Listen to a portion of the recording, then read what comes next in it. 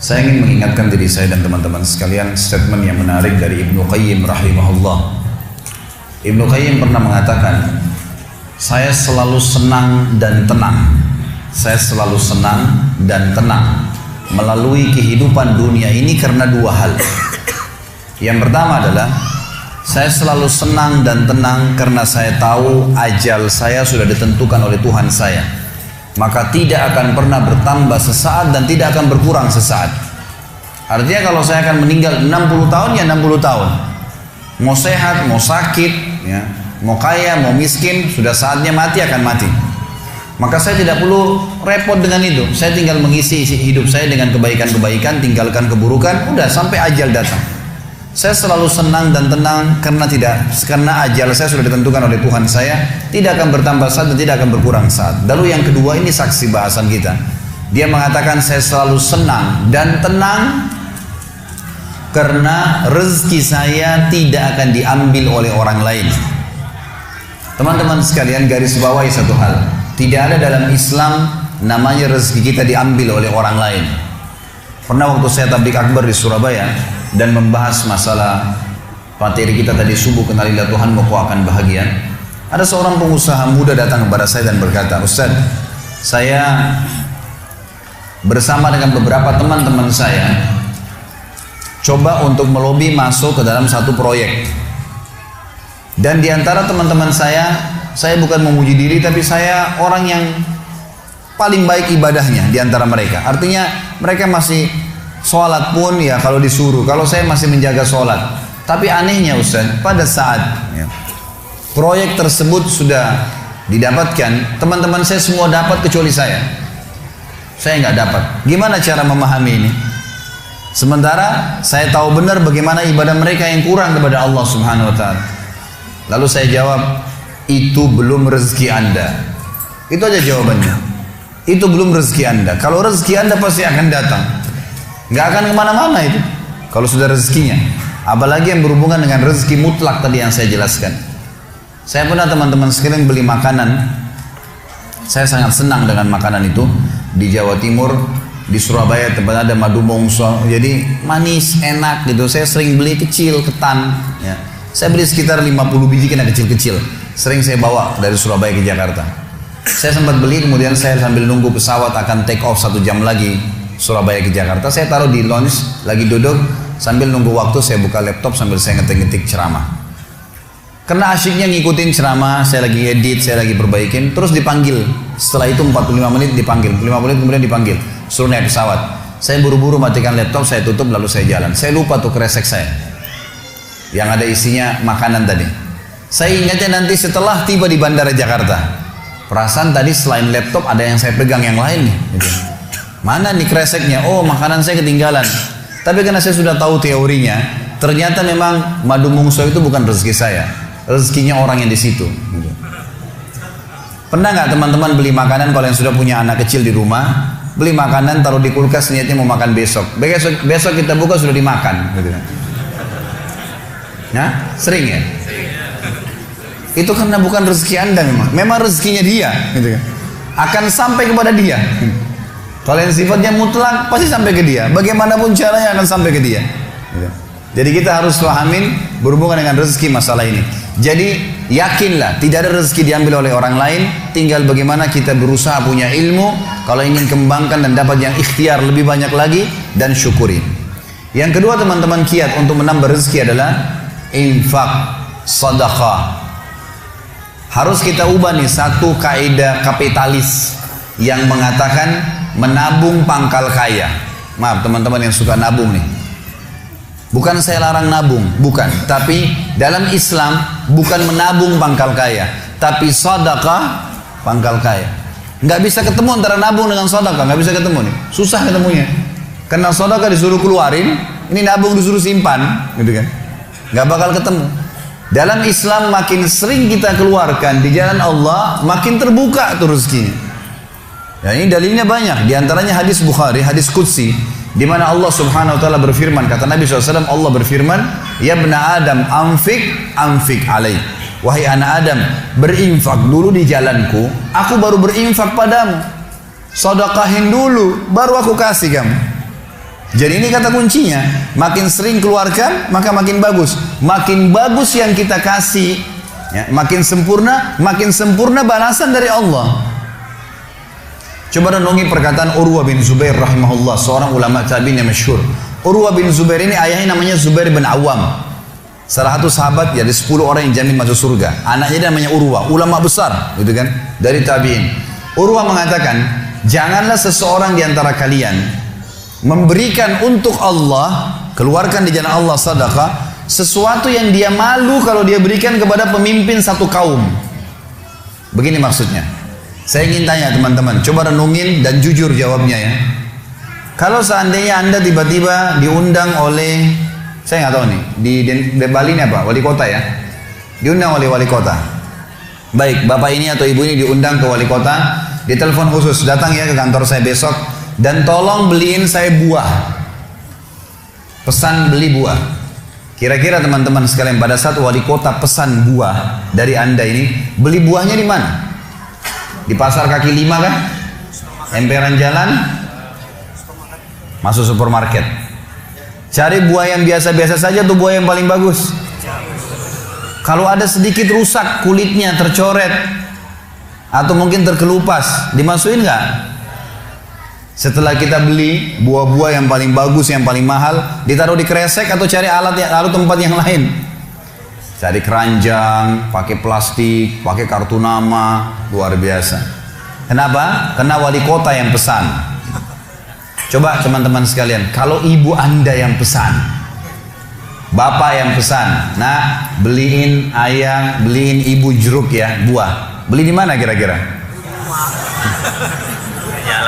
Di kaki 5. Kemudian penjualnya bilang, ini ada rusak sedikit, nggak apa-apa, masukin aja.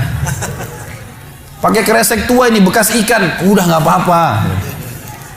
Ini yang Urwah rahimahullah berkata, janganlah seseorang di antara kalian ya memberikan untuk Allah di jalan Allah. Orang tua kita tuh kalau bakti luar biasa pahalanya kan gitu. Yang kalian malu kalau kalian berikan kepada pemimpin satu kaum. Mestinya ibu ayah kita tuh dibuatin kayak tadi tuh, malah lebih hebat daripada itu. Pilihin buah yang paling bagus, dikemas yang paling bagus dan seterusnya. Mestinya begitu. Tapi seperti itulah manusia, karena tidak paham teman-teman sekalian. Sesuatu yang dikeluarkan di jalan Allah akan mendatangkan respon rezeki yang banyak. Ini satu hal yang harus digarisbawahi, dan akan saya bacakan banyak sekali dalil berhubungan dengan masalah itu, di mana Allah Subhanahu wa taala menyuruh kita keluarkan. Ingat, makin baik kita berikan, makin baik juga respon dari Allah Subhanahu wa taala. Coba teman-teman muhasabah nih. Kalau celengan masjid lagi lewat dan Anda punya 1000 baru 1000 tua, yang mana ditaruh? 1000 tua. Kenapa 1000 tua yang ditaruh? Karena belum tahu nih, kalau saya berikan di jalan Allah, ini akan datang responnya. 1000 baru yang kita beli air mineral di luar sana, ini pemahaman yang salah. Ini yang kita mau lurusin malam ini nih. Mestinya teman-teman sekalian cari uang yang baru dikasih ke jalan Allah, yang tua dipakai belanja. Mestinya begitu. Karena makin baik kita berikan, maka makin baik responnya. Gitu kan? Makanya kata para ulama, siapa yang memberikan sesuatu yang baik pada Allah di jalan Allah, Allah akan balas dia dengan kebaikan. Saya akan angkat sebuah kisah teman-teman sekalian. Kisah seorang ulama tabi'in bernama Rabi' ibn Haytham rahimahullah. Rabi' ibn Haytham ini ulama yang sangat terkenal dengan kesolehannya, luar biasa kesolehannya orang ini. Jadi dia di akhir hidupnya, Rabi' ibn Haytham ini muridnya Abdullah bin Umar, muridnya Abu Musa al-Asy'ari, sahabat-sahabat yang mulia. Ini murid langsungnya, ulama tabi'in yang terkenal, Rabi' ibn Haytham. Rabi' ibn Haytham ini di akhir hidupnya sempat stroke setengah badan. Datanglah 2 orang muridnya bertamu ke rumahnya, dan ini termasuk adab yang baik. Kalau teman-teman mendapatkan seorang alim ulama dan memang dia bersedia bisa didatangin, kunjungin, minta nasihat, atau ketemu minta nasihat, atau ada di pengajiannya lah. Mereka datang mengatakan, begitu masuk, kebetulan stroke setengah badan, bagian kiri tubuhnya stroke ini. Ada 4 kejadian di rumahnya pada saat itu. Yang pertama, pada saat muridnya masuk, muridnya berkata, wahai imam ini kiai, ustadz, wahai imam, apa rahasianya, kenapa anda ini bisa mengontrol lisan anda? Tidak seperti ulama-ulama yang lain, masih kadang-kadang ngobrol-ngobrol kosong. Anda ini betul-betul, Rabi' ibn Haytham terkenal kalau ngomong nasihat, tanya kabar orang, gitu kan, Quran atau zikir, nggak ada yang lain. Ini itu saja 4 tuh dari lisannya, nggak ada yang lain, luar biasa. Kalau bukan nasihat orang, tanya kabarnya orang lain, gitu kan? Apa kebutuhan mereka? Kemudian berzikir atau baca Quran. Gitu. Ini masuk dalamnya zikir adalah doa. Maka dikatakan apa sih, murid-muridnya bilang apa rahasianya Anda melakukan seperti ini? Dan ini saya sempat angkat di khutbah Jumat kita kemarin, potongan kisah ini. Maka Rabi' bin Haytham mengatakan, wahai murid-muridku, apakah kalian sampai sekarang masih ragu ada Tuhan namanya Allah? Dan kalian masih ragu di pundak kanan dan kiri kalian Allah telah letakkan malaikat yang akan mencatat amal baik dan amal buruk kalian. Dan pasti demi Allah akan dibacakan dan dihisapkan untuk kalian di sana, di akhirat nanti. Artinya saya bisa mengontrol lisan saya karena saya tahu Tuhan saya selalu melihat. Dan ada malaikat yang mengawasi, tidak pernah tidur nih, 24 jam terus mengawasi. Baik dicatat, buruk dicatat. Lalu kemudian muridnya mengatakan, baiklah kalau gitu, dapat ilmu. Kejadian pada saat itu teman-teman sekalian yang lain adalah, yang kedua, baru mau ngobrol sama murid-muridnya, tiba-tiba anaknya Rabi' bin Haytham keluar dari dapur, masuk ke ruang tamu pamit. Anak laki-lakinya lalu berkata, wahai ayahku, semoga Allah senantiasa menjaga Anda. Ibu saya membuatkan untuk Anda makanan namanya halwa pada zaman itu. Halwa ini Bapak Ibu sekalian makanan yang mahal. Bahannya susah, bahannya mahal, buatnya susah, lama diadon berjam-jam baru jadi. Dan ini dimakan oleh pejabat-pejabat gitu. Rabi' bin Haytham rahimahullah ini punya ciri khas. Mereka tidak pernah rewel. Di rumahnya dihidangkan makan apa sama istrinya, dimakan sama dia. Baik sekali orangnya. Udahlah, dunia dilaluin sama dia begitu saja. Maka anaknya datang dan mengatakan, wahai ayahku, ibuku membuatkan untuk Anda halwa. Makanan yang mahal bahannya dan juga susah buatnya. Tapi anaknya bilang, ibu saya buat halwa buat Anda. Ibu saya berharap Anda memakannya. Anda memakannya. Gitu. Lalu kata Rabi' bin Haytham, baiklah, keluarkan aja. Dikeluarkanlah makanan tersebut. Lalu halwa ini dipotong-potong karena kue yang bagus dan cukup besar, di nampan besar dipotong-potong. Baru saja Rabi' bin Haytham mau memegang dengan tangan kanannya, karena sebelah kirinya sakit. Diambil sebelah kanan, kemudian dia kasih isyarat murid-muridnya untuk ambil juga. Baru mereka mau pegang, tiba-tiba pintu rumahnya ada yang ketuk. Diketuk. Dia kasih isyarat anaknya, suruh buka pintu itu. Dibuka pintu itu. Anaknya pergi sana. Waktu dibuka teman-teman sekalian, ini ternyata yang ketuk pintu bukan orang biasa, orang yang luar biasa, orang gila, gitu kan. Jadi bukan orang yang peminta-minta biasa, orang yang luar biasa, orang yang selalu anggap ini udah deh, nggak usah dilayanin, nggak usah diajak ngomong, nggak usah diperhatikan, gitu kan. Orang gila ini ketuk pintu dengan pakaiannya yang lusuh, tidak pakai alas kaki, rambutnya berantakan, kasih isyarat minta makan. Rabi' bin Haytham rahimahullah tunjuk anaknya, suruh datang, angkat nih halwa, kasih orang gila itu. Halwa nih makanan yang mewah, kasih orang gila itu. Dibawa sama anaknya. Anaknya ini Rabi' bin Haytham waktu bawa piring itu, niatnya ingin memberikan ke orang gila satu potong, gitu kan. Begitu tiba depan pintu, orang gila lihat makanan enak, walaupun gila tahu juga nih makanan enak, gitu kan. Diambil sama dia piringnya. Diambil, dimakan semua. Dalam kisahnya dikatakan sampai air liurnya jatuh-jatuh di situ, dihabisin sama dia. Sudah habis teman-teman sekalian, apa yang terjadi? Orang gila nggak ngerti, dia nggak terima kasih, nggak apa, piringnya dilempar pergi. Anaknya Rabi' bin Haytham ini tahu nilainya makanan yang ibunya buat tadi. Diambil piring itu, ditutup pintunya, lalu dia kembali lagi. Kemudian dia bilang sama ayahnya, wahai ayahku, semoga Allah senantiasa menjaga Anda. Sebelum saya lanjutkan kisah teman-teman sekalian, saya sarankan juga bahwa teman-teman di sini yang sudah punya anak, biasakan selalu menggunakan doa antara suami istri dengan anak. Itu penting sekali. Karena kata Nabi SAW, jangan ucapkan kata-kata doa yang bisa berbau doa buruk buat kalian, diri kalian, keluarga kalian, dan harta kalian. Karena bisa saja malaikat lewat dan mengaminkannya. Kita harus selalu doa yang baik, gitu kan. Jadi Rabi' bin Haytham membiasakan anaknya untuk dilatih berdoa yang baik. Jadi selalu kalau mau minta tolong, nak, semoga Allah menjagamu, ambilkan ayah ini. Nak, semoga begini, semoga Allah menjagamu, semoga Allah berikan kau rezeki, ambilkan ayah seperti ini. Jadi selalu diikuti dengan doa. Anaknya pun terbiasa mendoakan ayahnya. Dalam kondisi anaknya jengkel karena perilaku si orang gila tadi, dia kembali, dia masih sempat mengatakan, ayah, semoga Allah menjaga Anda. Tadi itu ayah yang minta-minta orang gila. Dia tidak mengerti nilainya makanan yang kita kasih. Kalau tadi Anda suruh saya ke dapur, ngambil apa saja, roti lah, apalah, dia makan juga. Kenapa harus halwa yang ibu saya setengah mati buat, biayanya mahal, buatnya lama, gitu kan. Jadi anaknya butuh jawaban nih. Perhatikan apa jawabannya orang beriman kepada Allah dan tahu benar Kata kunci bertambahnya rezeki justru dengan sedekah itu. Kata dia apa? Ya waladi, illam yadri, fallahu yadri. Baru dia baca ayat, lan tanalu birra hatta tunfiqu mimma tuhibbun. Wahai anakku, kalau orang gila itu tidak tahu nilainya makanan yang kita kasih, nggak penting buat saya. Karena Allah tahu nilainya.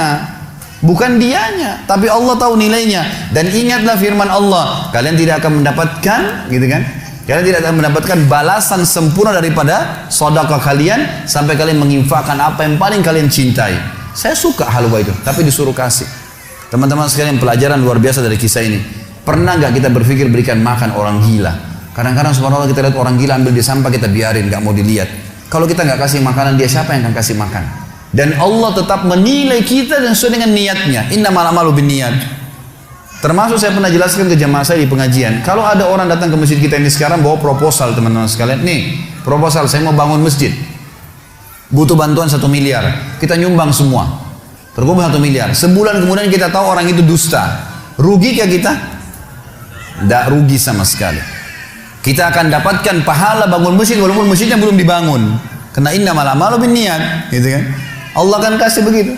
Siapa yang niat mengerjakan satu perbuatan, niat dalam hatinya, belum dikerjakan dapat 1 pahala, dikerjakan diberikan pahala 10 kali lipat sampai 700 kali lipat, kata Nabi SAW. Jadi jelas sekali, gitu kan? Bagaimana Rabi ibn Haytham mengajarkan kepada kita bersedekah, teman-teman, sampai pada orang gila pun dikasih, karena Allah akan menilai kebaikan itu. Bagaimana bisa kita tidak lakukan? Maka selesai kisah yang kedua. Kisah yang ketiga adalah muridnya mengatakan, wahai imam, apa nasihat anda? Apa nasihat anda untuk kami dalam masalah ibadah? Tentu yang jadi saksi bahasan tadi orang gila dikasih makan itu ya. Maka dia mengatakan waktu ditanya oleh muridnya apa nasihatnya dalam ibadah? Ibadah kami apa nasihatnya? Sholat, puasa, apa nasihat anda? Maka beliau mengatakan alaikum bil asrar. Rahasiakan amal soleh kalian. Jangan ceritakan sama siapapun.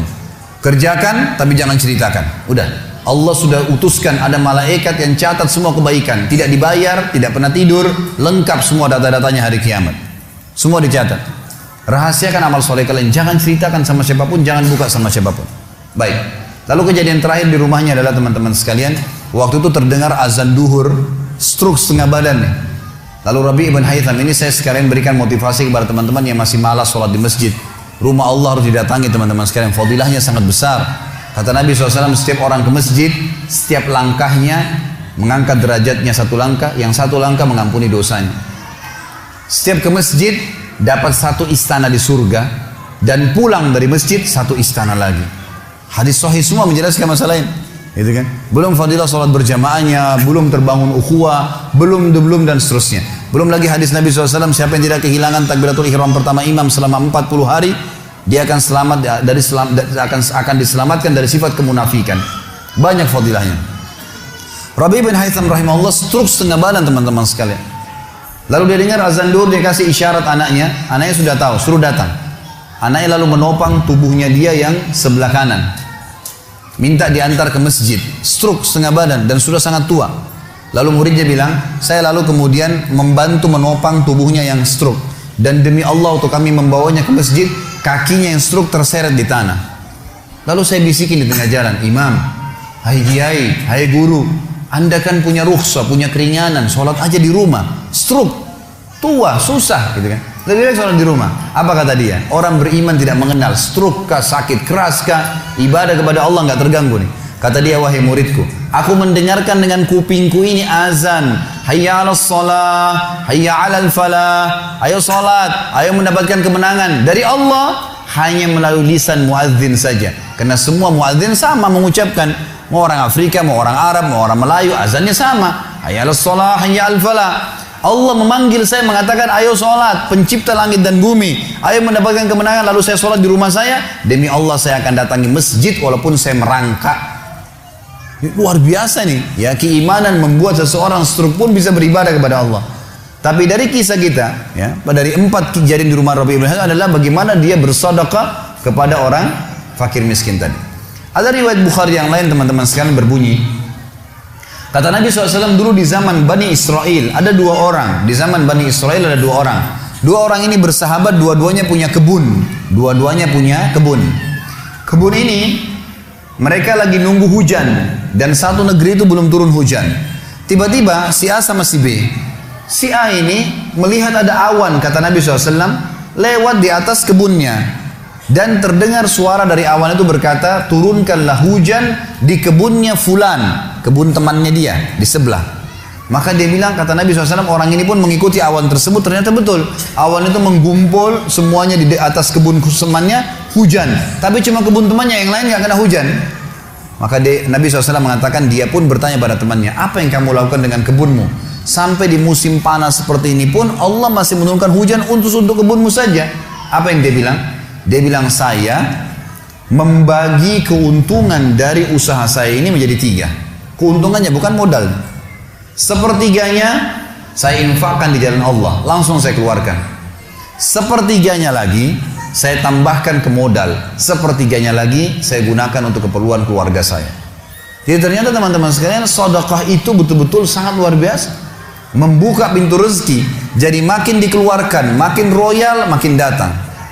Saya sarankan teman-teman kalau bisa ikutin ceramah saya di YouTube, ada tentang Abdurrahman bin Auf, sahabat Nabi, serial sahabat. Kita sudah membahas 9 sahabat, Abu Bakar, Umar, Uthman, Ali, Talha, Zubair.